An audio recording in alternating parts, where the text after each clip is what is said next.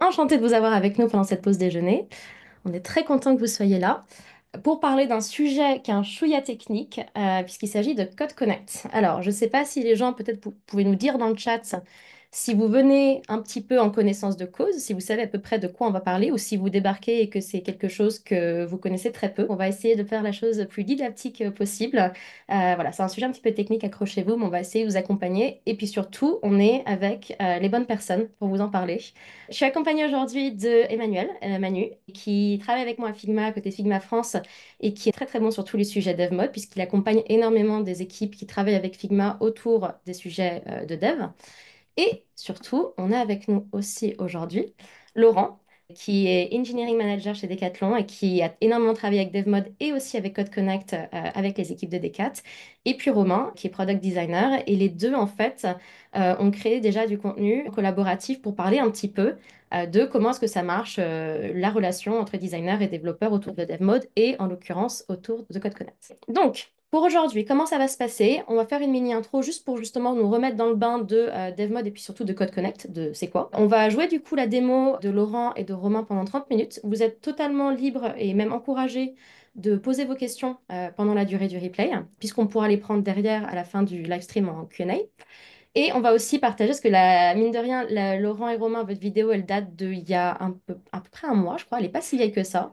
Et entre-temps, il y a quand même d'autres nouveautés qui sont sorties parce que ça va vite chez Figma. Donc on fera quand même un petit récap des choses qui ont bougé depuis. Ok. Alors, pendant que tout le monde nous rejoint dans le FigJam, juste pour remettre un petit peu le décor sur du sujet dans lequel on parle aujourd'hui. Donc, il faut savoir que chez Figma, aujourd'hui, on a beaucoup d'équipes qui nous font part des défis qu'elles rencontrent dans le processus de développement de leurs produits. Les grandes équipes notamment, ou alors les équipes qui sont en pleine croissance, nous font souvent part de la difficulté qu'elles ont à maintenir la qualité des produits à l'échelle de toute leur entreprise, notamment quand elles ont plusieurs produits, plusieurs marques ou même plusieurs équipes différentes qui travaillent sur ces produits. Et l'une des approches adoptées par de nombreuses équipes pour arriver à créer de l'alignement entre tout le monde, c'est créer des modèles communs entre design et développement. Notamment des modèles qui sont réutilisables. Côté dev, il y a un terme, et je crois que Romain l'évoque dans la vidéo, un principe qui s'appelle DRY, Don't Repeat Yourself, ne pas se répéter, qui est déjà très entériné dans les pratiques de développement. Ce qui nous amène au design system assez naturellement. Donc, j'imagine que la plupart d'entre vous ont déjà entendu parler des design systems. Et les design systems, c'est justement la réponse à ce besoin pour arriver à combler le fossé qu'il peut y avoir entre design et code en mettant en partage des patterns de design qui, si tout va bien, sont des équivalences en code. Le truc avec les design systems, c'est que ça marche bien que quand les gens les utilisent, parce que c'est bien de les créer, mais derrière, il faut qu'ils soient implémentés. Et alors, c'est vrai que côté design, aujourd'hui dans Figma, c'est assez compris. Cette logique de il faut arriver à adopter au maximum. Côté design, ça s'est bien entériné. On a des librairies dans Figma, on les utilise, c'est publié, c'est mis à disposition de toutes les équipes, c'est super. La plupart des équipes dev, design system, ils ont aussi des composants de code qui existent, qui correspondent à ce qui existe côté fichier Figma. Et quand il y a des composants qui sont à la fois bien en design et bien en code, on appelle ça des design systems complets. Mais même quand il y a ces design systems qui sont très avancés, très matures, pousser l'adoption jusqu'au bout au code et donc en production, parce que c'est quand même là où ça compte, c'est là où ça a un vrai impact sur le produit, ça devient un peu compliqué. Pourquoi? Première chose qu'on a, et là c'est plutôt côté outil, c'est que quand on est dans un outil design, généralement, et qu'on clique sur un composant, ce qu'on récupère, c'est une suggestion de code. C'est-à-dire que ça ressemble à peu près à ce qu'on voit à droite. C'est super pour aider à développer un composant pour la première fois, quand on n'a pas encore de base. Sauf qu'une fois que le composant il est développé et qu'il a été défini avec ses comportements propres en code, en fait, ce code-là, il est plus très utile. Il ne nous dit pas comment utiliser le composant et c'est pas ce dont on a besoin à ce stade. L'autre point qui aujourd'hui freine les développeurs, c'est qu'en fait, quand on est dev, on a plein de changements de contexte. Quand on imagine, nous, designers, on avait plein d'outils historiquement entre lesquels on devait jongler. Les développeurs, c'est ça aussi. C'est-à-dire que pour accéder au code d'un composant, on doit alterner entre le design dans Figma potentiellement, après le code dans l'éditeur de texte, potentiellement d'autres outils de développement à côté. Pour accéder à la documentation de ce code, il y a sans doute des plateformes de documentation à part qui se trouvent à la fois en dehors du code et de Figma. Bref, ça rajoute plein de frictions supplémentaires de devoir jongler entre tout ça. Et souvent, cette friction est telle qu'en fait, ça donne pas aux développeurs envie d'aller voir la documentation. Et du coup, ça freine vraiment l'adoption. Et dernier point, c'est-à-dire que même les équipes qui font les trucs bien et les développeurs qui y mettent vraiment du leur, qui essayent d'aller chercher la documentation, en vrai, même dans ce cas-là, c'est difficile de trouver la bonne version du composant souvent. Quand il y a des grosses équipes, souvent, il y a plein de composants différents qui portent le même nom ou qui se ressemblent beaucoup. Ça peut être lié à du legacy, ça peut être lié à des composants hérités de systèmes précédents qui peuvent plus être touchés ou juste à un moment donné, il y a différents développeurs qui ont travaillé en parallèle sur des trucs similaires. Bref, et pour peu qu'il y ait différentes orgas, plateformes ou produits, trouver lequel est exactement la bonne version pour un développeur à utiliser, ça peut être compliqué. Donc la solution, qui paraît évidente, c'est qu'est-ce qui se passerait si on pouvait faire apparaître le code des composants directement dans les fichiers design que consultent les développeurs front-end quand ils codent. C'est là qu'intervient Code Connect. Donc Code Connect, en fait, c'est une solution, on va dire, qui part du code, passe par le design et reboucle vers le code pour compléter cette boucle, pour permettre de intégrer le code officiel développé pour le design system directement dans Figma au moment du end-off. Et justement, arriver à résoudre les problèmes qu'on parlait. Donc, je suis designer aujourd'hui. Est-ce que tout ça, Code Connect, etc., ça me concerne? Oui et non. Non, parce que c'est vraiment une fonctionnalité qui est pensée pour les développeurs. Et le design ne pourra pas forcément tirer parti de ça 100% sans avoir le support de la tech. Et donc, ce live stream aujourd'hui, je suis désolée de vous l'annoncer, si vous ne savez pas coder, ça va être très compliqué d'utiliser Code Connect en sortant de ce live stream. Vous ne saurez sans doute pas l'utiliser de A à Z, mais ce qui est vraiment important, c'est de comprendre la perspective d'un développeur qui l'utilise, hein, donc ce que Laurent va nous montrer notamment, et de voir du coup, via cette empathie que vous construisez, comment est-ce que vous pourrez aider vos équipes tech à appréhender ce sujet qui vont résoudre des pain points qu'ils ont. Sur ce, je vais passer à la vidéo de démo. Et donc, on va vous retrouver de l'autre côté. Comme je disais tout à l'heure, n'hésitez pas à poser vos questions en parallèle. Et puis, on revient pour débriefer tout ça et parler des nouveautés. Et à tout de suite. Bonjour à tous et bienvenue dans ce deuxième épisode consacré à Figma et au Dev Mode. Aujourd'hui, on va parler d'une feature qui est un vrai game changer, c'est bien sûr Code Connect. Et qui de mieux pour en parler que Laurent. Salut Laurent. Salut Romain, eh ben écoutez, je suis très content aussi d'être là aujourd'hui pour cette deuxième partie de la vidéo sur le Dev Mode et puis de parler de Code Connect parce qu'effectivement c'est une fonctionnalité qui a vraiment tout changé et qui va vraiment nous aider, donc c'est très cool. Code Connect, c'est la nouvelle feature de Figma qui va nous permettre d'aligner encore plus le design et le développement, notamment pour les personnes en charge des librairies, puisqu'on va pouvoir décider de comment s'affiche le code d'un composant dans Figma du point de vue du développeur et du consommateur. Nous, designers et développeurs, bien sûr, on utilise un peu tous notre jargon et Code Connect va permettre de réconcilier un petit peu ces deux mondes. Et oui, parce que des fois, il arrive qu'en design, on a un seul composant et en dev, on aimerait le splitter en plusieurs composants. Mais ça n'a pas forcément d'intérêt en design puisque visuellement, c'est le même. Mais en dev, des fois, fonctionnellement, c'est différent. Donc, par exemple, Code Connect, ça va vraiment nous aider à faire tout ce mapping entre ce qu'il y a dans le design et les différents composants qu'il y a côté dev. Pareil, tu parlais du jargon. Et ben, le jargon, effectivement, sur le naming, il peut arriver des fois quand en design, on a l'habitude d'utiliser des noms d'attributs d'une certaine manière, mais que côté dev, par exemple, ces attributs sont déjà réservés. Alors, on va en choisir un autre, et puis de votre côté, ça va peut-être pas vous aller parce que c'est le nom d'une feature qui a déjà sur Figma. Bref, on va voir ça tout à l'heure. Donc, on vous propose du coup d'être très pratique, comme la dernière fois, peu théorique. Le but, c'est de reprendre notre ancien exemple du bouton. On va muscler notre bouton et on y va. Allez, c'est parti.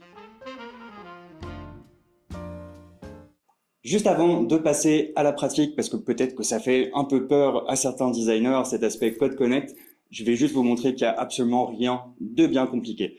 On va aller sur mon écran et on va partir de Simple Design System. C'est un fichier qui se trouve sur Community, fait par Jake, développeur advocate chez Figma, et Louis, qui est lui designer advocate. C'est un fichier qui est mis régulièrement à jour, que je vous invite à consulter. Et sur ce fichier, si on va voir, par exemple, on va retrouver ici ce qu'on appelle la page section. Et à droite, tout le code Code Connect.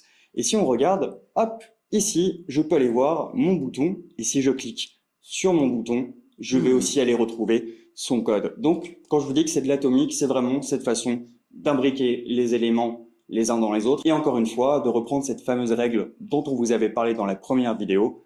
Don't repeat yourself. Ne te répète pas. Faisons les choses une fois bien et ensuite, le développeur pourra les intégrer. Donc c'est parti pour le design. Vous voyez que j'ai donc rajouté les icônes que Laurent a codées avec React. Elles sont dans mon bouton. J'ai fait les propriétés et les booléennes. Je vous remontrerai tout ça si besoin est, mais il n'y a rien de compliqué. Surtout, ce qu'il faut bien retenir, et c'est là où c'est chouette de bosser avec un dev qui vous fait penser à ce genre de choses, mes boutons s'appellent as start icon et end icon. Pourquoi est-ce qu'on va pas mettre gauche, droite, etc. Puisque, en fait, on va travailler du right to left ou left to right, comme nous, Européens. Mais bien sûr, suivant les pays, les cultures, le sens de lecture n'est pas forcément le même. Encore une fois, on va essayer d'être le plus agnostique possible, de pas s'enfermer dans des conventions pour que notre design puisse vivre dans le plus de contexte possible. C'est un point important et c'est surtout la base de travail avec Laurent. Il faut que tout soit nickel à ce niveau-là. Je vous laisserai, si vous le souhaitez, aller voir les variables, les primitives, les sémantiques pour voir comment est-ce que tout cela est fait. Avant de passer ce bouton à Laurent, je vais bien sûr aller chercher le mark as ready for dev. Des petites nouveautés qui sont sorties à la config. Vous avez maintenant des changements de statut. Si d'aventure je venais à modifier ce bouton, le statut passerait en jaune et donc toi, Laurent, tu serais notifié que des modifications ont été apportées depuis que tu as reçu la première notification. On a aussi tout l'aspect workflow assez intéressant. Si j'appuie sur Shift D, je vais pouvoir aller cliquer ici en haut à gauche et c'est comme en fait un feed qui nous permettra de suivre tout ce qui s'est passé autour de ce composant. C'est une feature que j'aime personnellement beaucoup et que je trouve très utile, notamment lorsqu'on travaille avec beaucoup de développeurs. Maintenant que je vous ai présenté tout ça, on va aller passer maintenant à la partie React, à la partie code. Comment est-ce qu'à partir de ce bouton, maintenant que j'ai bien dit à mon dev, et je vais pouvoir d'ailleurs même passer les icônes si je le souhaite, hop, et aller chercher ici le Ready for J'en Dev. ai besoin, carrément. Voilà. Et donc à partir de là, maintenant, Laurent a tout ce qu'il faut pour travailler.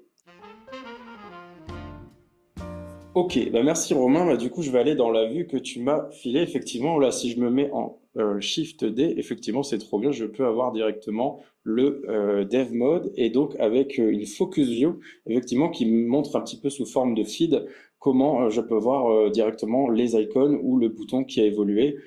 Effectivement, je pourrais après mettre que c'est fini, compléter du coup, et tu seras informé que tout est terminé, le end-off est terminé de A à Z. Donc pour nos boutons qui ont des capacités d'icônes à l'intérieur d'eux-mêmes, en start et en end, j'ai d'abord besoin d'intégrer les icônes. Et oui, parce qu'on l'a vu dans le fichier juste avant, on est vraiment sur de l'atomic design, de la composabilité. Il faut démarrer par les composants les plus petits avant de partir sur les composants les plus gros. Et ici, notre bouton intègre déjà des composants aussi qui sont des composants icons. Donc je dois d'abord commencer par connecter avec Code Connect les icônes.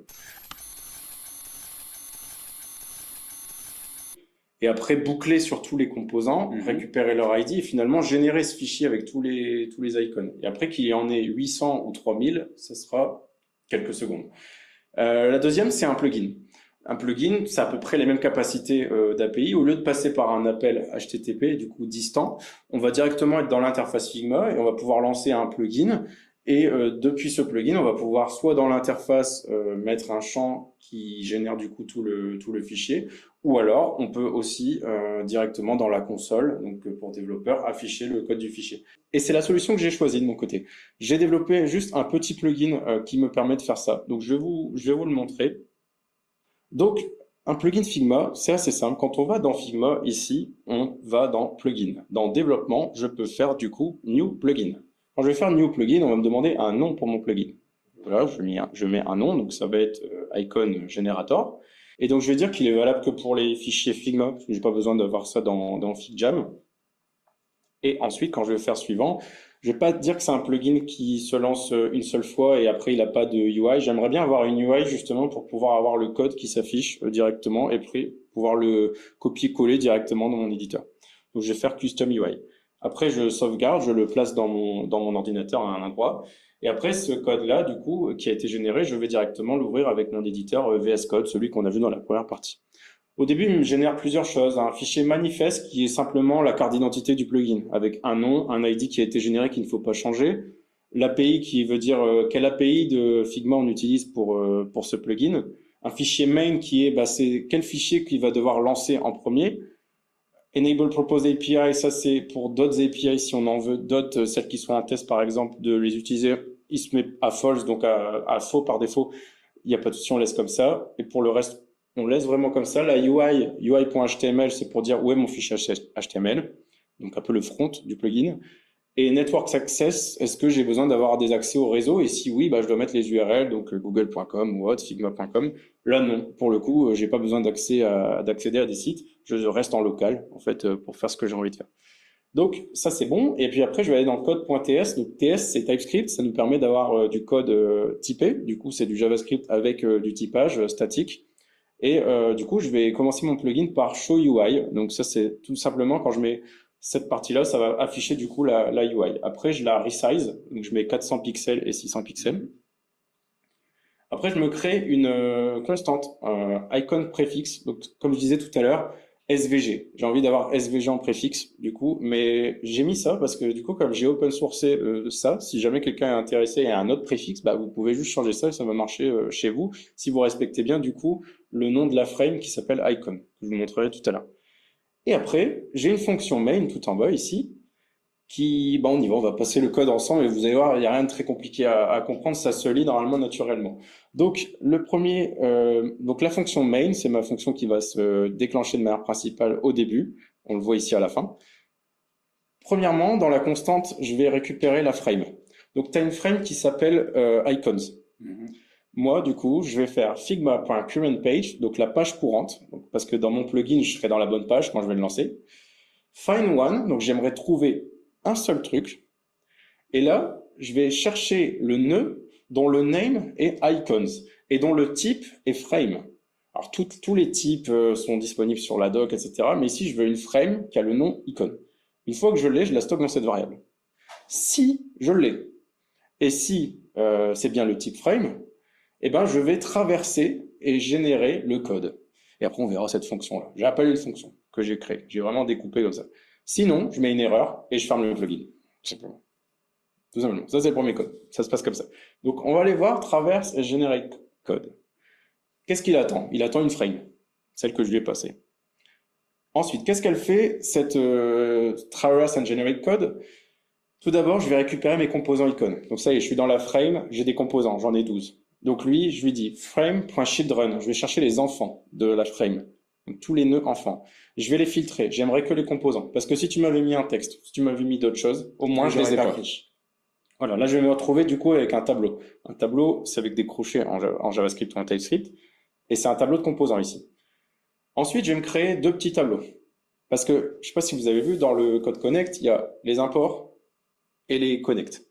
J'ai pas envie de faire import, connect, import, connect, import, connect. J'ai envie d'avoir tous les imports en haut, tous les connect en bas.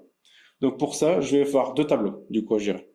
Le tableau des imports, le tableau des connect. C'est un tableau de string. Ça veut dire que c'est un tableau de chaîne de caractères. Parce qu'en fait, à la fin, je veux générer quoi? Je veux juste générer du texte. Ce fichier que j'ai fait à la main et que je dois faire peut-être pour 200 icônes, j'aimerais, en fait, qu'il soit fait automatiquement par un plugin. Donc là, du coup, je veux juste générer du texte. Je mets un tout petit texte en premier, dans le premier tableau d'import, c'est je l'importe de Figma. Parce qu'en fait, celui-là, il va pas, lui, il a rien à voir avec les patterns. Lui, on l'apporte qu'une seule fois. Donc lui, je le mets tout de suite dès le début. C'est celui que je veux retrouver tout en haut à la fin. Dans Connect, je mets rien, par contre. Et après, du coup, pour tous les composants, donc icon components.forEach, donc pour chaque composant de type component node, ce qui va me permettre après d'avoir de l'autocomplétion dans VS Code et avoir directement les bonnes choses. Je vais récupérer leur nom, je vais récupérer leur ID, et ensuite, dans mes petits tableaux, je vais générer l'import et je vais générer le connect. Et ça, c'est deux autres fonctions que j'ai fait, pour vraiment séparer. Une fois que j'aurai tout parcouru et que j'aurai mes petits tableaux remplis, mon output, ça va être quoi? Ça va être finalement tout mon tableau de string, je vais les rejoindre, je vais utiliser la méthode join par ce qu'on appelle un \n, et ça, c'est un Unicode invisible quand vous appuyez sur Entrée dans un fichier, il y a un \n qui se met en fait, mais personne ne le voit. Là, c'est comme ça que je vais faire avec mon tableau d'import. Je vais tout rejoindre mes différentes strings et je vais les rejoindre avec un \n, ce qui fait que ça va se mettre bien l'un en dessous de l'autre. Ensuite, j'en fais deux, je passe deux lignes pour avoir vraiment laissé une séparation entre les imports et les connects. Et là, je fais pareil avec les connects. Et à la fin, du coup, ça va me donner cet output. Juste pour votre information, dans Generate Import et Generate Figma Connect, c'est deux autres fonctions. Pour les imports, en fait, ça retourne juste import préfixe le nom from le nom.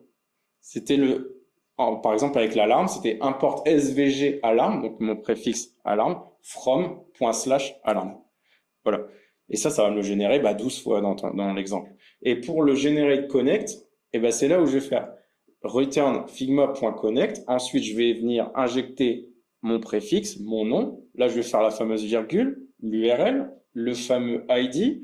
Je remplace le 2 points par un tiret parce que 2 points, c'est ce que me donne Figma, mais une URL attend un tiret. Donc, tout simplement, je remplace. Et après, je génère l'exemple avec le préfixe, le nom, le fameux slash chevron, et l'import avec le préfixe, etc. Et en fait, une fois que je lance ça, du coup, si je lance mon plugin, ça va directement fonctionner. Là, je peux du coup copy to clipboard, je retourne sur mon fichier, je colle, et voilà, on retrouve les 12 composants, générés. Incroyable. Bah ouais, donc incroyable peut-être pas, je pense pour les développeurs c'est assez simple, mais voilà, en tout cas, ce qui est bien avec Figma, c'est vraiment, je l'avais dit la dernière fois, c'est une plateforme qu'on peut étendre facilement avec des langages qu'on a l'habitude d'utiliser, le TypeScript, le JavaScript en tant que développeur. Et donc ça y est, on a connecté tous nos icons grâce à un plugin, c'est top. Et maintenant qu'on a les icons, ça y est, on peut du coup monter au composant un petit cran au-dessus, qui est le button, qui lui utilise du coup un start icon et un end icon. Tu l'as fait dans Figma grâce aux propriétés booléennes et le swap instance. Et maintenant, à moi de le faire du coup côté code. Merci pour le ready for dev. Du coup, je retourne dans Figma, je me mets Command Shift D en dev mode.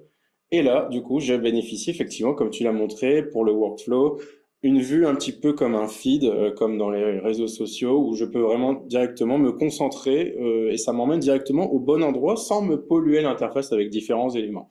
Donc ça s'appelle la Focus View. Et donc là, ici, quand je vais dans le bouton, donc effectivement, comme dans la première vidéo, je regarde le playground, je vois effectivement que tu as fait une propriété booléenne et après tu affiches l'icône, OK, start et end. Ok, parfait. Donc moi, ce que je comprends, en fait, c'est que de ton côté, tu as une manière de faire avec un booléen, puis après l'icône, ce qui permet du coup de pas avoir un picker directement. Sache que moi, côté dev, j'ai pas besoin de mettre les deux. En fait, nous, côté dev, on peut très bien dire que si je mets pas un start icon, alors c'est qu'il y en a pas, en fait. Et donc, j'ai pas besoin d'avoir un as start icon, ça va doubler les choses. Et nous, on peut pas faire apparaître une prop si jamais il y en a une qui est à false et tout. Donc, moi, c'est pas grave, je vais l'ignorer celle-ci et tu vas voir comment je vais faire en React. Donc, en React, je reprends mon code du bouton. Comme je vous ai montré tout à l'heure, j'ai mis à jour les styles du bouton. Donc ça, c'est bon, on parle plus de style, on va directement aller dans le code. Donc je vais dans mon fichier src components button.tsx. Donc c'est du TypeScript TSX, donc qui peut aussi mélanger du markup HTML à l'intérieur de ce fichier comme on avait avant. Et là, je vais rajouter tout simplement deux propriétés qui sont donc du coup, moi je vais appeler ça start icon. Voilà. Hop. Je vais mettre en commentaire button start icon.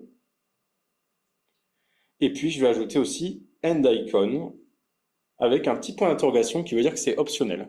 Ça, on n'est pas obligé de l'ajouter. C'est un peu l'équivalent de ton booléen. C'est-à-dire que moi, si tu me le donnes pas, du coup, c'est qu'il n'y en a pas. Et ça, c'est des nœuds React. En fait, je vais passer directement le composant imbriqué dans la propriété. En fait, c'est comme ça que j'ai décidé de l'implémenter. Par défaut, du coup, je vais faire un peu comme tu as fait. Tu as mis par défaut shopping bag et euro right. Donc, du coup, je vais le mettre directement comme ça. Et c'est tout simplement. En React, c'est comme ça. Donc maintenant, c'est bon. Mon bouton a le bon code.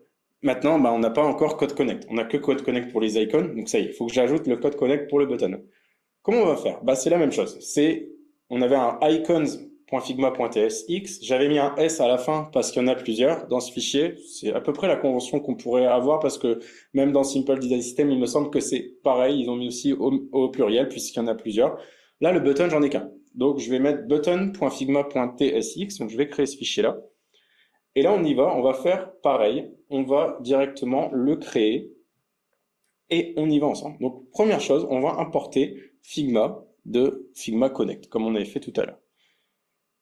Ensuite, j'importe mon vrai bouton en React.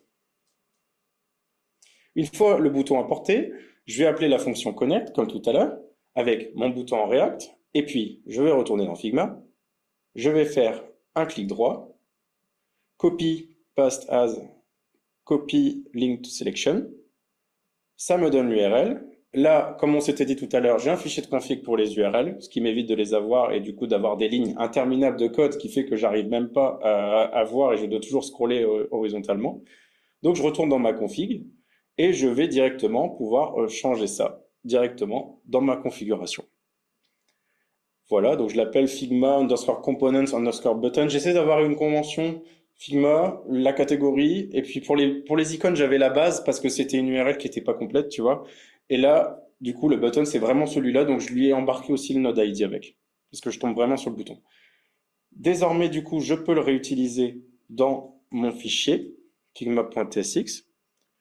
Et ensuite, je passe une ligne, et là, je vais filer, du coup, ce fameux objet qui, tout à l'heure, avait juste un exemple et les imports. Là, je vais lui ajouter une nouvelle propriété qui s'appelle props, parce que là, on est sur un composant, pour le coup, qui a des variantes, en fait, en Figma. Donc, props, c'est parti. Et cet objet, à quoi il sert? Il sert à faire la connexion entre le design et le dev. Donc, la première props chez moi, en React, elle s'appelle variante. C'est le fameux type que généralement côté design on appelle comme ça. Et ben de mon côté, je l'ai appelé variante parce que le type sur un button en HTML, c'est un mot réservé. Et donc, comment je vais faire pour faire ce mapping? En fait, j'écris variante, je fais deux points, et je vais remplir ma variante de mon bouton en React avec ce que j'ai envie d'aller chercher dans Figma. Et pour aller chercher le type, c'est une énumération. Donc, je vais faire figma.enum.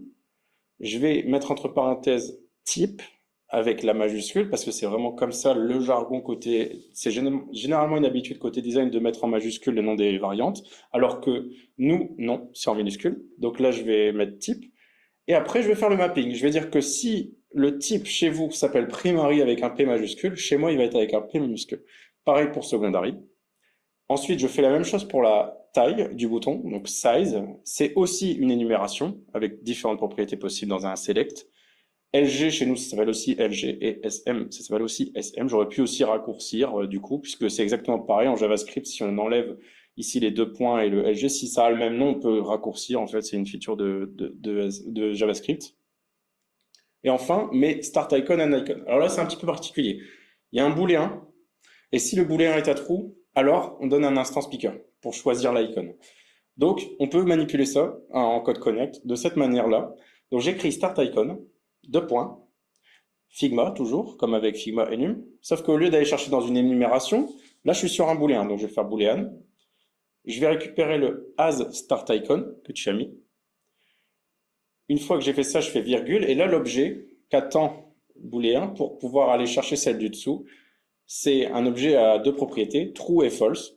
Dans le cas de true, je vais du coup obtenir une instance. Et pour aller récupérer cette instance, elle va devenir visible désormais et elle s'appelle start icon avec la petite flèche pour montrer que c'était nested, donc c'était imbriqué. En fait, ça s'affiche que si le booléen est à true. Et du coup, on est ici start icon. Ça va me permettre de la récupérer. Et là, c'est là où il y aura tout à l'heure la magie. Tu pourras nous le présenter, je te laisserai le faire. Il va y avoir une petite magie, c'est qu'effectivement, un composant imbriqué, si lui aussi, il a son code connect, alors automatiquement, il va avoir de l'intelligence qui fait que le code connect du bouton va réutiliser celui de l'icône et ils vont s'imbriquer ensemble pour mettre un code cohérent et même les imports vont pouvoir eux aussi s'afficher tous les deux, les imports l'un dans l'autre. Donc on va voir ça après, c'est toi qui pourras me le présenter. Donc là, bon, start icon, alors pour end icon, c'est facile, je copie, je colle, je remplace start par end. Et voilà. Et après, le children, en React, c'est une propriété qui permet de récupérer un peu comme un slot, qui récupère en fait tout ce qu'on va lui donner à l'intérieur. Donc, par exemple, si j'écris button en React et que je mets quelque chose à l'intérieur du bouton, la propriété en React s'appelle children. Donc, c'est les enfants de mon nœud. En fait, donc ça, je les récupère. Et de ton côté, j'ai vu que tu as appelé ça text value. Bah, du coup, c'est ce qu'on va mettre dans le texte du bouton. Donc, figma.string text value. Donc là, c'est bon. On a fait le premier objet qui s'appelle l'objet donc props qui attendait ce fameux mapping. Et là, on va refaire les deux avec lesquels on est déjà familier juste avant, example et import. Example, pour rappel, c'est ce qu'on décide d'afficher dans le panneau d'inspection. Parce que maintenant que j'ai mon mapping, je vais pouvoir travailler avec pour afficher ce que j'ai envie pour mon bouton et pour les développeurs qui vont consommer notre librairie. Et puis après, le panneau imports qui, lui, va pouvoir décider comment j'importe mon bouton. en fait. Et ça va être très similaire à ce qu'il y avait avant avec l'icon. Alors, example, petite subtilité. Je pourrais retourner simplement un button tout simplement comme j'ai fait avec l'icon. Le problème, c'est que du coup, si je fais ça, ben, peu importe les propriétés que tu vas setter et les instances que tu vas donner dans tes maquettes qui utilisent ce bouton, au final, les développeurs vont voir que button. Ils vont devoir refaire eux-mêmes le mapping dans la tête. Ok, donc eux, c'est variante, eux, c'est type. Donc côté dev, c'est variante. Ok, minuscule, majuscule. Oh là là là. Bah, ce qu'on faisait avant, en fait.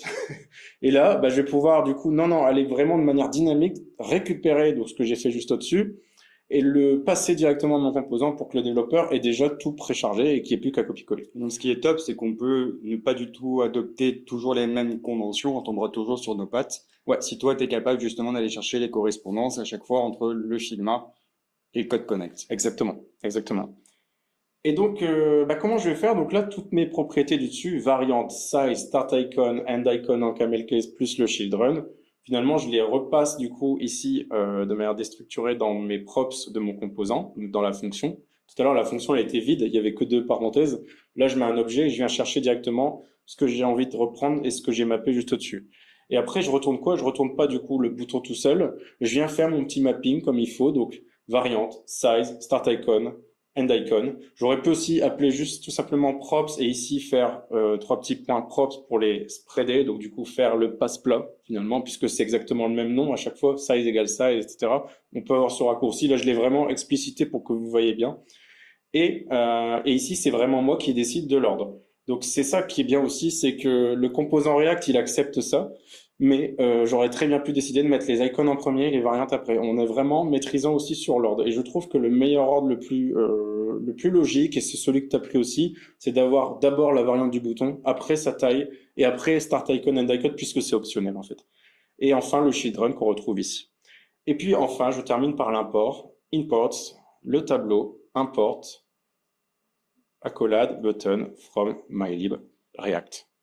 Maintenant, il nous reste plus quoi? Bah, publier, et on relance exactement la même commande. En fait, npx, figma, connect, publish, et le token.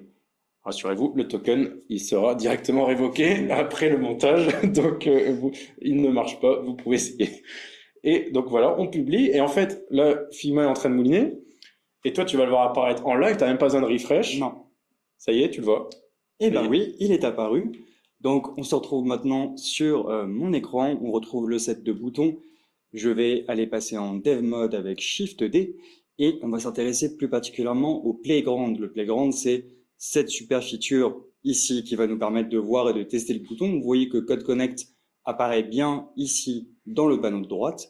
Mais si je vais jouer avec le Playground, vous allez retrouver justement tout le code de Laurent en exemple. Et c'est ça qui est hyper intéressant aussi, c'est que maintenant, je vais pouvoir, si je le souhaite, aller tester en direct mon wording. Je vais pouvoir, si je le souhaite, aller jouer avec les différentes propriétés. Et tout ça, maintenant, est connecté dans la codebase de Laurent. Donc, c'est un gain de temps inimaginable maintenant qu'on a fait ce travail-là, puisque la maintenance en sera grandement facilitée et on rentre surtout dans un système qui est hyper scalable. Oui. Vu qu'on s'entende entre designers et développeurs, et la réflexion que tu m'as faite sur le type est effectivement très intéressante. Si vous ne le savez pas, effectivement, c'est des wordings qu'on va pas trop utiliser côté front. Nous, designers, on y a le droit.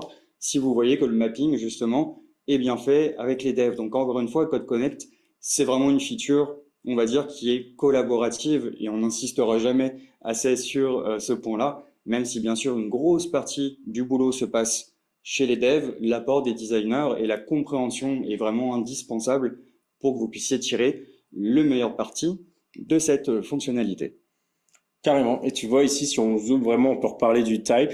Toi, tu as bien un type primary. Si tu le passes à secondary, on voit bien que chez moi, ça se transforme en variante secondary.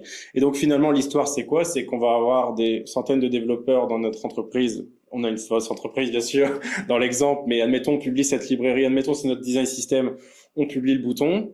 À l'époque, plein de gens reçoivent des maquettes avec des boutons dans plein de variantes différentes, plein de sizes différentes. Qu'est-ce qui se passait? On avait l'inspect. Qu'est-ce qui nous disait l'inspect? Le code en CSS du bouton, ou le code en SwiftUI, ou le code en Compose. Et c'est dommage parce que l'équipe Design System a fait un bouton en React et dans d'autres technologies potentiellement.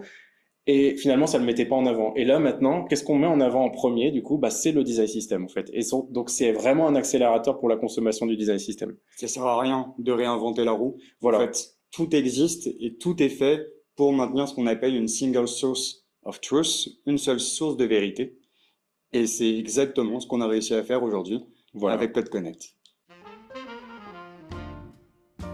Donc, merci Laurent encore une fois pour toutes ces explications. C'était clair et limpide et j'espère que pour vous, les designers aussi, ça l'est. J'espère. Et donc, maintenant, allons retourner voir le fichier de Jake, Simple Design System. Peut-être que ça sera un petit peu plus clair, mais regardez, si je clique donc sur Page Product, qui est, on va dire, le composant qui serait au niveau du template de la page, si je devais utiliser un vocabulaire atomique, effectivement, comme me l'a dit Laurent, on voit bien import, flex, flex item, section, from layout, image, Ah, ça, c'est accordéon. puissant. Et tous ces composants, en fait, sont les composants, effectivement, qu'on va retrouver ici. Donc, si je veux aller chercher mon bouton, comme je vous l'ai montré, voilà, button on press, variant primary, ici le texte. Et Ouais. tout ça, c'est exactement ce que nous a montré Laurent. Et Et si un je seul remets, import, tu vois. voilà, et un seul import ici, C'est top. si je venais reprendre le bloc price, pareil, de la même façon, ici, rien que sur le texte, je vois toutes les spécificités. Donc, voilà, on fait le travail une fois et ensuite, comme l'a dit Laurent, c'est plus la peine d'aller chercher le CSS, de s'embêter à inspecter. Vous avez tout qui est sur React et une fois que vous avez fait ce travail-là, qui peut être un petit peu long, mais il en vaut vraiment la peine puisque C'est ça. le gain de temps et de productivité derrière est absolument incroyable. Merci en tout cas infiniment Laurent de m'avoir rejoint une nouvelle fois pour cette vidéo Avec Figma. plaisir. Merci aux équipes de Figma qui nous accueillent d'ailleurs pour le deuxième épisode. Voilà, c'était très important pour nous de vous présenter cette feature, de vous présenter encore une fois cette façon de travailler qui devient de plus en plus prégnante dans nos métiers et dont l'adoption aussi est de plus en plus forte. Ça demande bien sûr d'aller mettre un petit peu les mains dans le code côté designer, mais vous voyez qu'il n'y a rien de bien méchant au final. Et Ou quand... côté développeur, Ou hein, côté voilà, développeur. c'est le moment du coup d'en discuter et de voir ce que vous pouvez faire ensemble pour ça, quoi. Voilà, mais encore un bon exemple de lien entre le design et le dev. Carrément. Merci infiniment Laurent. Est-ce que je te laisse Merci. le mot de la fin? Ben, le mot de la fin, écoutez, moi je serais curieux de savoir votre avis en commentaire, voilà, de nous dire. Et puis bah, si vous avez des questions, on est complètement dispo pour y répondre. Et mon petit mot de la fin, bah, c'est peut-être un peu une ouverture d'esprit un petit peu sur le workflow. Je me dis que on a souvent été habitués, même nous dans le code, à écrire nos tests avant. Quand on fait des fonctions, on préfère le mouvement TDD, Test Driven Development, est beaucoup venu pour dire bah, écris ton test, par exemple sur une fonction somme, écris déjà un test qui dit que 1 plus 2, ça doit retourner 3, avant d'écrire la fonction et après ça passe au vert, c'est une bonne pratique.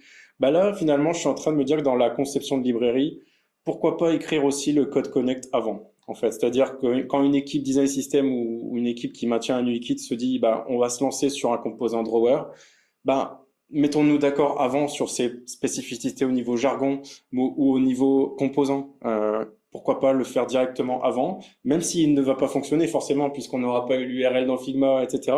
Mais on aura déjà fait une base qui fait qu'après, bah, ce sera peut-être moins difficile à le faire a posteriori et on se sera mis d'accord avant. Vraiment, je me dis que ça y est, potentiellement dans un design system, ça peut être maintenant la première étape. Donc voilà, je vous remercie beaucoup. Merci Romain, merci Merci à toi. Figma. Et puis bah, à la prochaine. Salut. Ciao. Et nous revoilà. Merci d'avoir tenu tout le long de la vidéo et vous avez des super questions. Donc on va les aborder dans une seconde. Juste avant, on va repasser du coup sur le partage d'écran pour faire le point sur les nouveautés. Donc, les nouveautés qu'il y a eu depuis la vidéo qui a été filmée. Alors, il y avait déjà, donc juste pour faire un petit récap de où est-ce qu'on en est sur la timeline de Code Connect. DevMod, ça est sorti en bêta à config l'année dernière, donc ça a plus d'un an maintenant.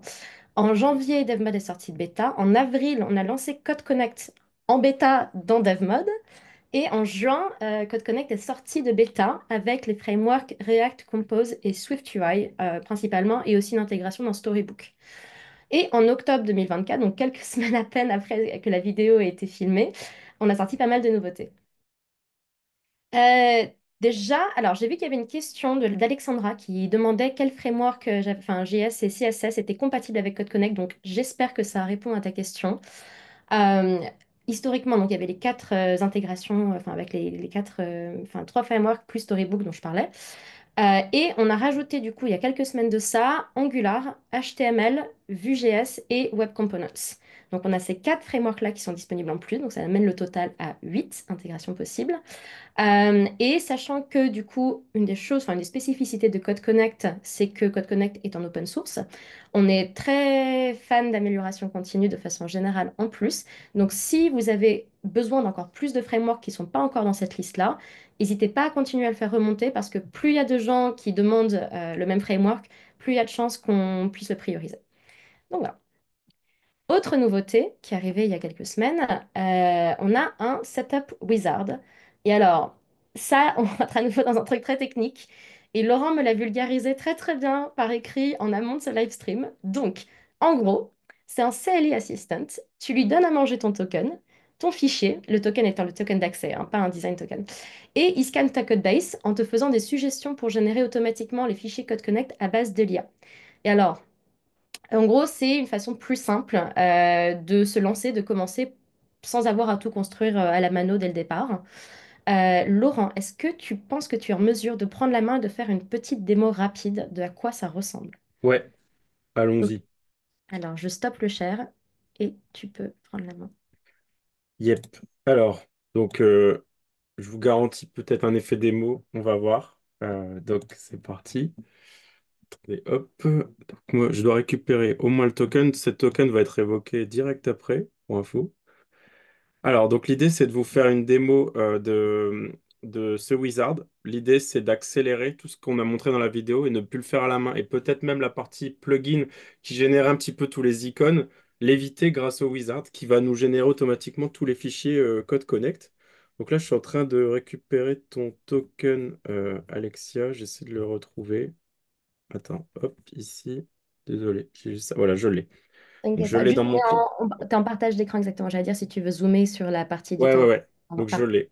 Moi j'ai le token. Donc là, comment ça marche? Donc en fait, maintenant il y a NPX Figma Connect tout simplement, et puis avec le détail. Donc je vais peut-être le mettre en plus grand.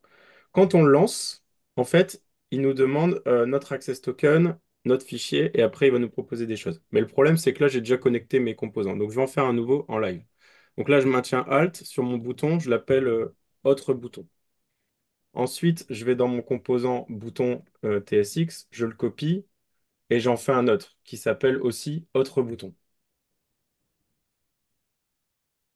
Dans mon code, je vais aussi renommer la partie bouton en autre bouton pour les propriétés et aussi pour mon bouton. Là, j'appuie sur F2 hein, pour info dans VS Code, pour ceux qui ne connaissent pas, pour renommer toutes les variables. Donc là, j'ai un autre bouton. Donc que j'ai pas encore connecté. C'est-à-dire que si je me mets en dev mode, ici, j'ai pas le code connect. Par contre, quand je vais sur le bouton, je l'ai. Si, si, je l'ai. Ok, nickel. J'ai eu peur. On a failli avoir un effet démo. Donc là, j'ai bien un bouton qui n'est pas code connecté. Pour ça, je devrais faire, hein, comme j'ai fait à la main dans la vidéo, tout ça. Maintenant, Figma propose un wizard qui va scanner la code base et faire des rapprochements de manière un peu automatisée, avec de l'IA ou non. Je vais vous montrer sans l'IA. En fait, il utilise un algorithme fuzzy qui va permettre de faire des rapprochements et vous allez voir ce que ça donne. On pourra le comparer ensemble. Donc là, NPX Figma Connect. Je vais donner mon token. Je vais donner l'URL de mon fichier complet. Et c'est là l'avantage, c'est qu'avant, on devait aller chercher chaque composant à la main, link to selection comme dans la vidéo. Et là, on donne juste le fichier, tout le fichier. Et là, avec mon token, le fichier, je lui dis de ne pas utiliser l'IA. Et vous pourrez l'utiliser si vous voulez. Et là, il m'a montré tous les composants qui sont déjà connectés. Donc, il voit que tous les icônes sont connectés sur le fichier, le button aussi, avec quel fichier côté code. Par contre, l'autre bouton, il me dit, lui, il ne l'est pas. Si je veux, j'appuie sur Entrée. Et là, je peux lui dire, non, non, mais en fait, mon other button, tu t'es trompé, c'est pas le other button TSX. Si j'avais été un dev un peu fou qui prend pas les mêmes noms de composants, j'aurais pu dire, non, non, le other button, c'est l'alarme.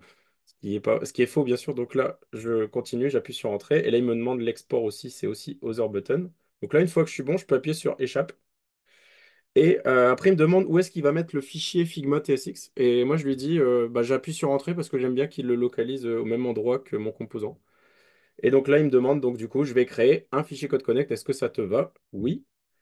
Là, j'appuie sur Entrée et il l'a créé. Et en fait, qu'est-ce qu'il a créé? En fait, il a réussi à connecter notre bouton avec directement l'URL. Et là, il m'a fait le match entre pour la size, donc large ou small. Le disable, il s'en est bien sorti.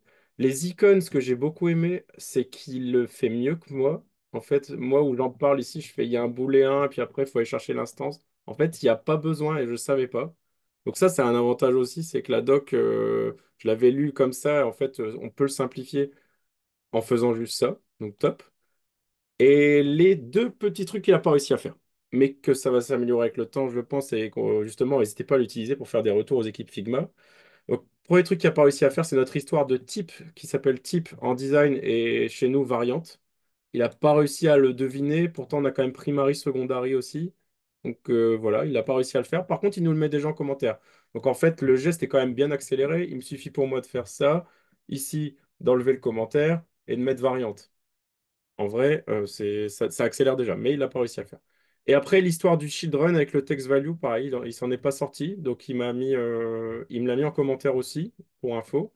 Et donc là, moi, je dois le mettre plutôt dans children. Euh, voilà. Et après, ici, bah, du coup, il s'est gouré. C'est qu'il m'a pas mis le children. Et c'est là où là, je dois faire ça. Et là, je dois faire props.children. Et après, je peux supprimer tous les autres commentaires parce que ça sert à rien. Et normalement, si je fais connect, pardon, je sais plus qui. NPX Sigma Connect plugin tac et je donne mon token. Normalement, j'espère que ça va marcher. Il m'a poussé le browser button. Il l'upload sur Figma. Je retourne ici. J'ouvre le playground et il est là. Et il fonctionne parce que LGSM, si je mets clic, ça met bien clic. Et si je change l'icône, attention, je suis vraiment en train de tout crash tester. Là, c'est un bug connu qui est déjà été remonté, mais c'est pas grave, ça marche quand même si on retourne dessus ici. Voilà, on voit bien Shopping Back, ça fonctionne bien. Ça fonctionne bien, donc ça m'a beaucoup accéléré en tant que développeur, ce Wizard. Et imaginez quand il y a 40 composants, donc vous arrivez sur votre design system, le code connect n'est pas là. Je leur recommande à tous de le mettre en place si vous avez la possibilité. Et bah direct, il va scanner 40 composants et il va juste devoir fine-tuner là où au début ou dans la vidéo, on devait le faire à la main. Voilà. Et avec l'IA, j'ai pas testé. Ça se trouve, c'est encore mieux. Ça se trouve, le problème de variant, tout ça, il le résout. Mais j'ai pas testé.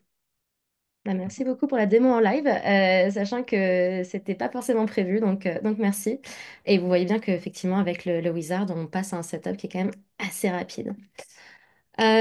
Autre nouveauté que je voulais juste flaguer parce que ça arrivait hier soir, et donc si on a des gens qui utilisent DevMod et qui travaillent sur les design systems, ça va vous intéresser. Mais on a sorti beaucoup d'améliorations de l'expérience des variables, donc les design tokens côté code, mais version Figma, dans DevMod. Maintenant, les devs peuvent consulter l'ensemble de l'architecture des variables depuis DevMod sans avoir un siège éditeur. Et en plus, je crois que comment est-ce que la façon dont on peut lire les variables est beaucoup plus détaillée. On peut voir la chaîne d'alias qu'il y a derrière, on peut voir les différents modes, les valeurs des différents modes, etc.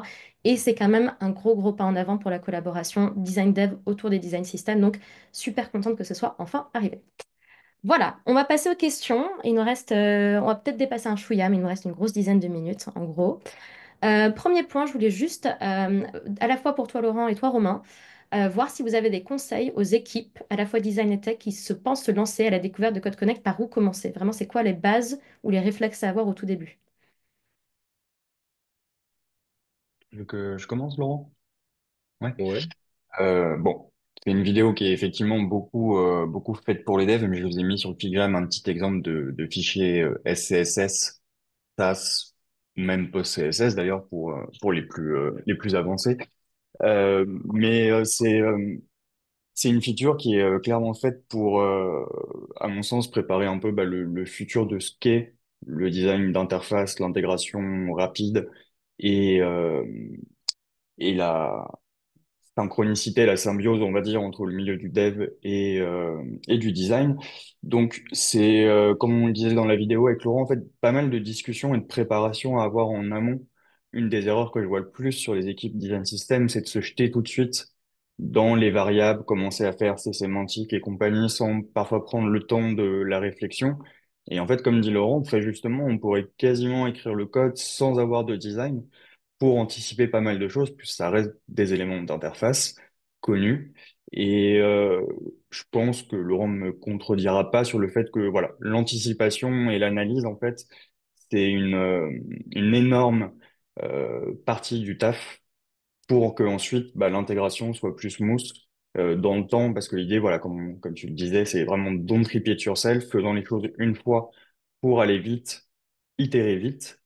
Et je sais pas, Laurent, si tu veux compléter là-dessus. Non, c'est bon. Je pense que on peut peut-être plus passer aux questions des personnes. Je pense que tu as bien résumé. Ouais, passons aux autres questions, parce qu'on avait pas mal d'intéressantes.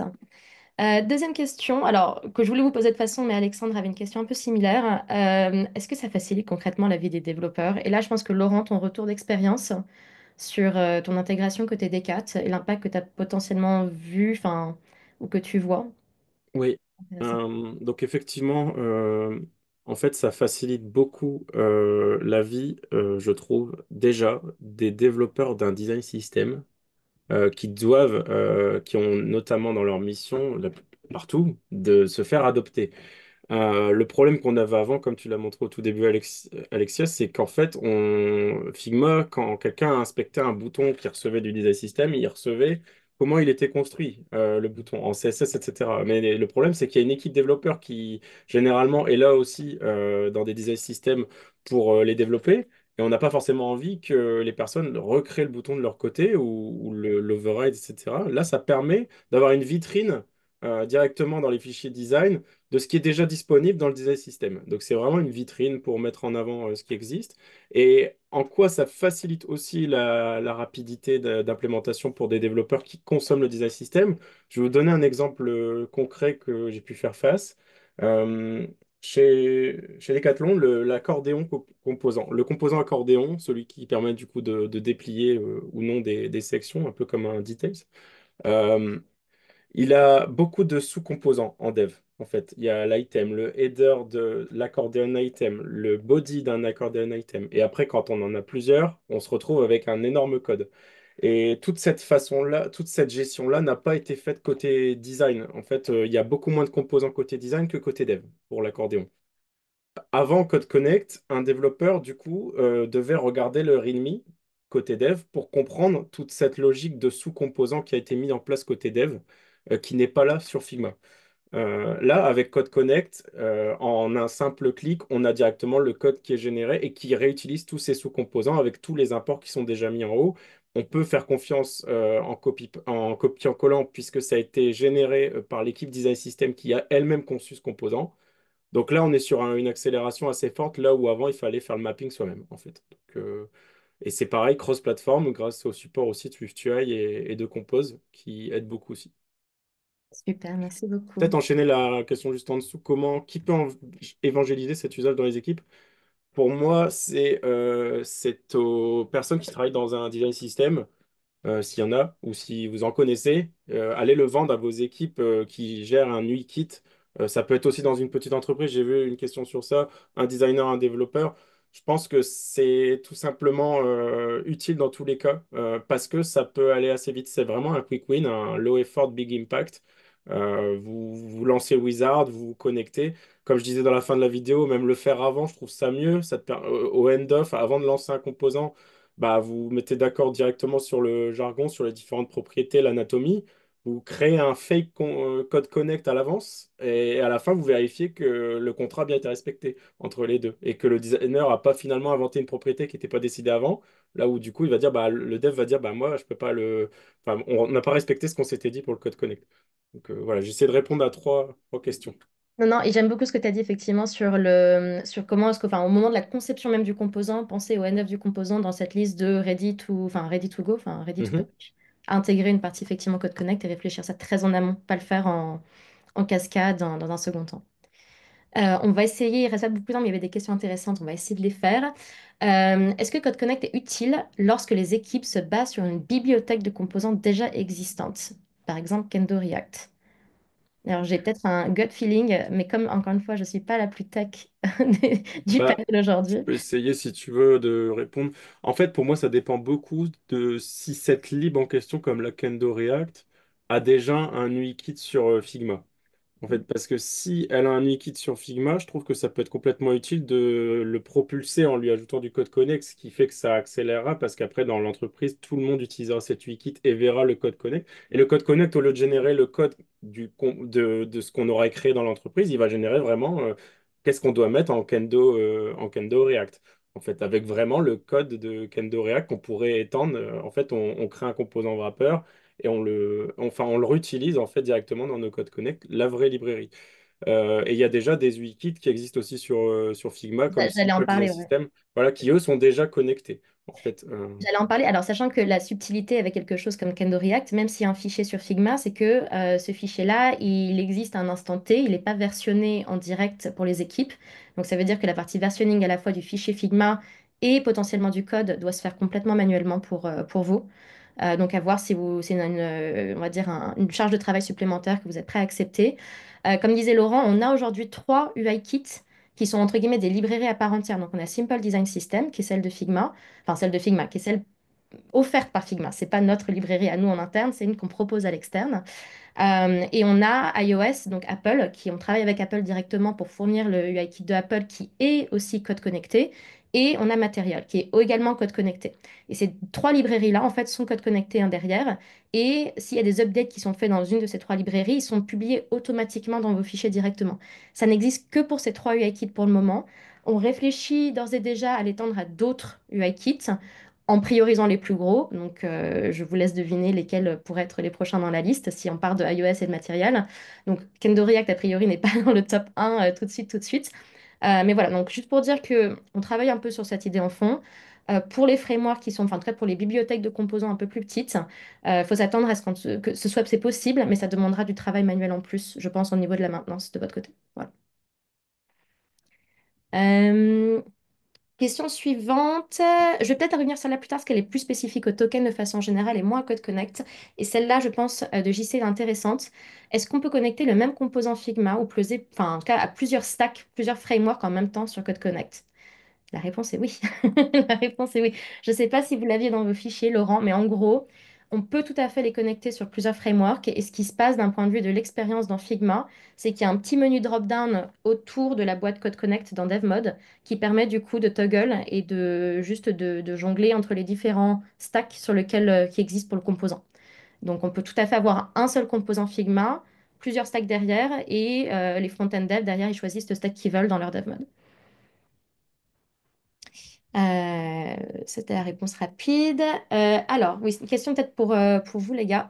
Est-ce que toute la méthode présentée peut s'appliquer à de très petites équipes, c'est-à-dire un designer et un développeur full stack? Et j'imagine dans ta question, Estelle, que tu veux dire que c'est à la fois le développeur et le designer qui font, on va dire, la partie systémisation du design et du code et potentiellement le produit en même temps.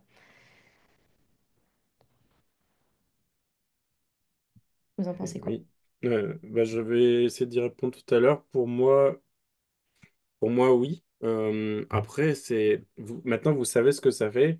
Et c'est comme tout outil qui existe dans le monde. À voir si vous trouvez que ça va être utile pour vous. En fait, c'est pas évident d'avoir une réponse agnostique pour un designer, un développeur. Je pense que ça dépend aussi de si vous trouvez ça utile ou pas. En fait, si vous arrivez déjà à communiquer et que ça vous va, je pense que moi, ça est utile quand même dans tous les cas parce que vous êtes là aujourd'hui, mais peut-être qu'un jour, vous serez plus dans l'entreprise ou un jour, vous partirez.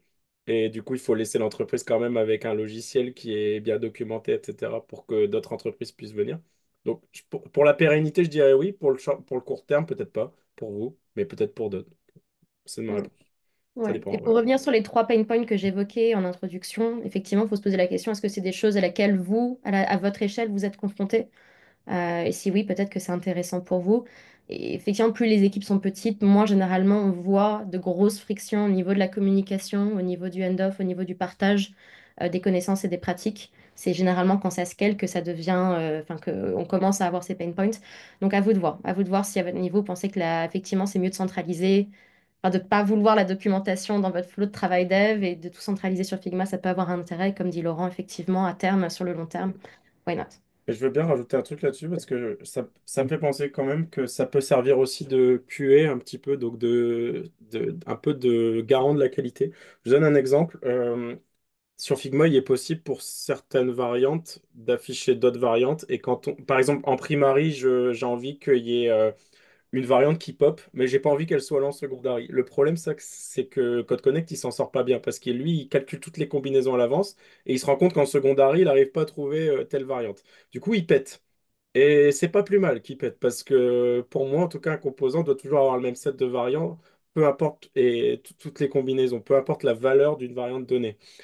Et du coup, nous, on s'en est rendu compte pour certains composants, ça pétait. Et en fait, ça nous a aidé à créer des issues côté design pour dire, attends, mais quand on est en secondary, pourquoi le end icon n'est pas là alors qu'il l'est en primary?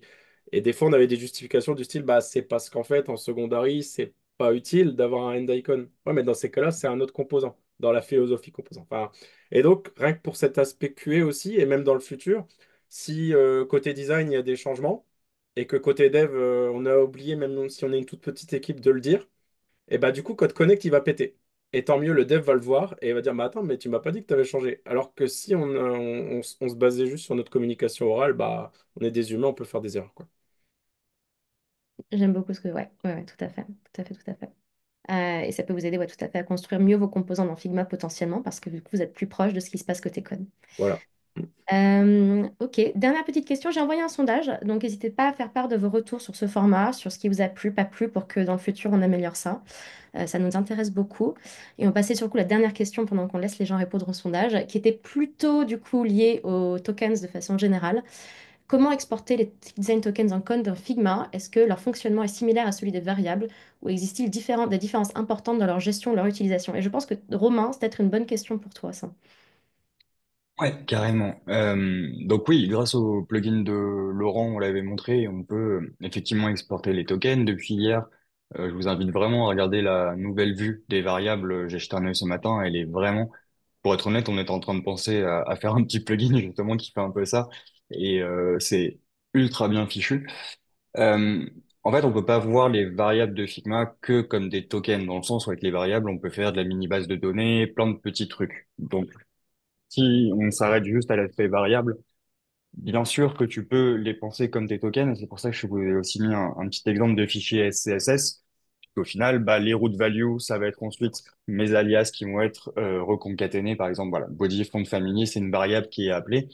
C'est pour ça aussi que je vous encourage quand même à comprendre un peu l'intégration HTML, CSS, voire un peu plus. Personnellement, j'ai réussi à connecter Code Connect. Il m'a fallu deux, trois essais, j'avoue. Je suis pas une star en React, mais c'est faisable pour des designers qui ont envie de mettre un peu les mains dans le cambouis.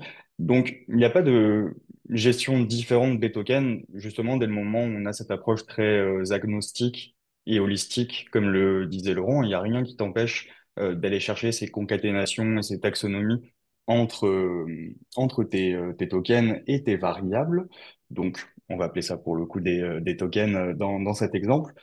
Donc, il n'y a pas de warning particulier à mon sens. Vu les dernières features qui viennent de sortir, je pense que ça annonce aussi du très bon pour la suite sur justement cet aspect collaboratif et gestion des variables. Sachant qu'il y a peut-être parmi vous des gens qui font du no-code, des choses comme ça, mais vous savez que c'est aussi amené à être exporté vers d'autres solutions. Et ça, c'est génial parce que, comme le dit Laurent aussi dans la vidéo, ça place vraiment Figma au cœur d'une démarche créative euh, sur potentiellement ensuite d'autres devices ou d'autres solutions. Donc voilà, je ne sais pas si ça répond à ta question, Joseph, mais voilà, les variables en soi sont pas que des design tokens, mais si tu choisis de les voir et de les ordonner ainsi, complètement, tu peux vraiment aller parler avec ton développeur, comme le SCSS, le SAS, on va vraiment éclater aussi nos fichiers pour les rappeler dans un fichier settings et compagnie. Ben, c'est vraiment la même façon très parcellaire, on va dire, et atomique de voir le design, et c'est ultra intéressant pour un designer. Vous ne viendrez jamais aussi bon designer qu'en parlant avec des devs, justement. Je rebondis sur la question left, right et compagnie, mais c'est des trucs que j'avais pas fait depuis 15 ans. Et c'est vrai que Laurent m'a rappelé ça et je me suis dit, ah bah oui, c'est vrai. Et voilà. Travailler avec des devs parce que c'est vraiment pour moi le meilleur moyen de progresser et puis de comprendre les tenants, les aboutissants de ce que vous faites. Tout à fait. Mais j'ai quelqu'un, enfin un de ces profils hybrides, type design engineer, qui m'avait dit un jour, on ne s'attendrait pas à ce que les designers industriels ne savent pas, ne connaissent pas les propriétés du métal ou du bois, etc. Bah, c'est un peu pareil pour les designers. C'est un peu la base. Enfin, c'est quand même assez utile de comprendre comment c'est fait côté code et comment marchent les tokens, etc. Ça aide quand même vachement à la conception aussi. Donc voilà, rapprochez-vous de vos devs, ce sont nos amis. Et puis même pour les petites équipes, pour répondre à ce que disait Laurent, en fait, ça dépend vraiment du projet et de là où vous voulez aller. Vous pouvez passer beaucoup de temps en fait à faire du code connexe si vous savez que plus tard ça va vous faire gagner un temps monstre. Ça vaut peut-être le coup de se pencher dessus. C'est vraiment que de l'arbitrage. Mais n'hésitez pas à consulter le GitHub de Laurent aussi, sur lequel il y a toutes les instructions. J'avoue, je me suis reposé dessus pour le faire de mon côté. Et sur ce, je pense qu'on arrive à la fin d'un dépassé un chouïa, mais merci beaucoup à tous d'être venus. Merci d'avoir tenu avec nous jusqu'à la fin. On espère que ça vous a aidé à découvrir une nouvelle fonctionnalité et qu'on a répondu à vos questions. Et sur ce, on vous laisse passer un bon mercredi après-midi.